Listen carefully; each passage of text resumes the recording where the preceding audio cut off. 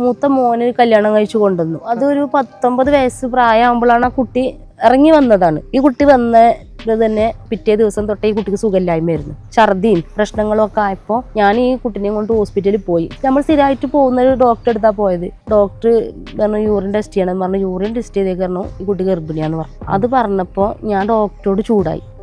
കാരണം മകൻ വന്നിട്ട് 3 ദിവസം വന്നതിൻ്റെ 2ാമത്തെ ദിവസമാണ് 3ാമത്തെ ദിവസം അവൾ ഇറക്കുന്നത്. അതിൻ്റെ 8 മാസം മുന്നെയാണ് അവൻ വന്നു പോയത്.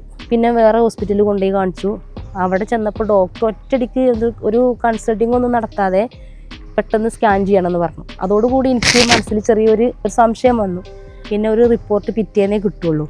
അപ്പം ഞാൻ ഇവളോട് പറഞ്ഞു ഒരു കാര്യം ചെയ്യുക, നിങ്ങൾ രണ്ടാളും നാളെ വന്നിട്ട് റിപ്പോർട്ട് കാണിച്ചു കൊടുത്താൽ മതി. അപ്പം ഞാൻ അന്ന് ഡ്യൂട്ടിക്ക് പോകുന്നുണ്ട്. പിറ്റേന്ന് ഞാൻ ചോദിച്ചു ഡോക്ടർ എന്താ പറഞ്ഞത്. ചെടിക്ക് ഇവള് പറഞ്ഞു 9 ആഴ്ച ആയിട്ടുണ്ട് ഡോക്ടർ പറഞ്ഞു.